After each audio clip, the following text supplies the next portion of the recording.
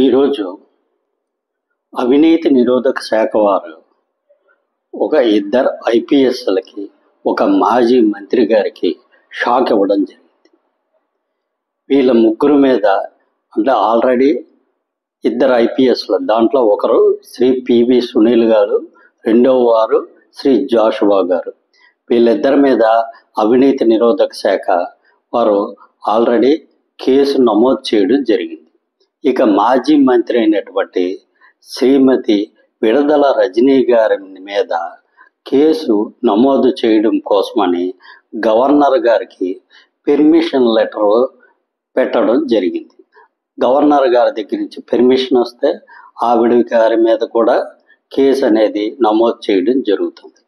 అసలు వీళ్ళ మీద దేనికోసం కేసులు పెట్టడం జరిగింది, దాని గురించి ఈ వీడియోలో డిస్కస్ చేద్దాం.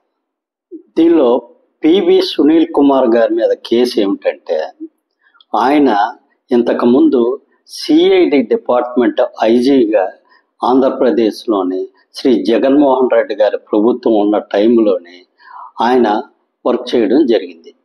ఆ సమయంలో ఆయన అగ్రి గోల్డ్ అని ఇంతకుముందు ఒక దివాలా తీసిన కంపెనీకి సంబంధించి కొన్ని ఆస్తుల్ని ఆ కంపెనీలో డిపాజిట్ చేసిన వ్యక్తులకి కొంతమందికి ఇవ్వడం జరిగింది. అలా ఇచ్చే టైంలోని ఈయన కొంతమంది బినామీ పేర్లతోని కొన్ని ఫేక్ అకౌంట్లు సృష్టించి ఆ ఫేక్ అకౌంట్లోకి ఈ అగ్రి గోల్డ్కి సంబంధించిన వచ్చిన అమౌంట్ని దాంట్లోకి ట్రాన్స్ఫర్ చేసి వాటిని ఈయన దుర్వినియోగం చేయడం జరిగింది అనేది ఆయన మీద ఉన్న ప్రధానమైన ఆరోపణ. ఈ ఆరోపణ మీద అవినీతి నిరోధక శాఖ వారు అంటే ఏసీబీ డిపార్ట్మెంట్ వారు ఆయన మీద కేసు నమోదు చేయడం జరిగింది. ఇది శ్రీ పివి సునీల్ కుమార్ గారి మీద నమోదైన కేసు వివరాలు.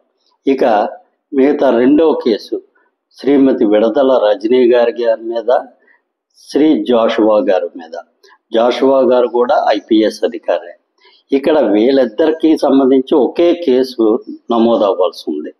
జాషువా గారి మీద ఆల్రెడీ విచారణ కోసం ఆయనకు నోటీసులు ఇచ్చినట్టు కేసు బుక్ చేసినట్టు ఉన్నారు. నాకు తెలిసి కేసు నమోదు అవ్వడం జరిగింది జాషువా గారి మీద. విడతల రజనీ గారు ఇంతకుముందు మాజీ మంత్రిగా పనిచేశారు కాబట్టి గవర్నర్ గారికి పెర్మిషన్ కోసం లెటర్ పెట్టడం జరిగింది. ఈ కేసు ఏమిటంటే, శ్రీమతి విడదల రజనీ గారు మంత్రిగా పనిచేసేటప్పుడు గుంటూరు దరిదాపులకు సంబంధించి ఒక స్టోన్ క్రషర్ యజమానిని బెదిరించారని చెప్పి ఆవిడ మీద ఒక అభియోగం మోపబడింది. ఆ స్టోన్ క్రషర్ యజమానిని దాదాపు 5 కోట్ల రూపాయలు లంచం అడిగారని, అతను ఇవ్వకపోతే జాషువా గారు అనే ఐపీఎస్ అధికారిని రంగంలో దించి ఆయన చేత లేనిపోని కేసులు పెట్టిస్తామని చెప్పి అతన్ని బెదిరించి ఆయన దగ్గర దాదాపు 2 కోట్ల రూపాయలు తీసుకున్నారని చెప్పి ఆవిడ మీద ఈ అభియోగం మోపబడింది. దీని మీద కేసు నమోదు చేయడం జరిగింది. దీని గురించి ఆల్రెడీ జాషువా గారి మీద నమోదు చేయడం జరిగింది.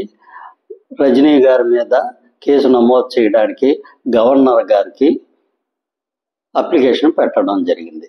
కాబట్టి ఇది ఎప్పుడు అయినా సరే వీళ్ళ మీద కేసులు నమోదు కావచ్చు, అవసరమైతే అరెస్టుల వరకు కూడా వెళ్ళచ్చు. ముందు దీని అప్డేట్స్ గురించి మరిన్ని విషయాలు తెలుసుకుందాం.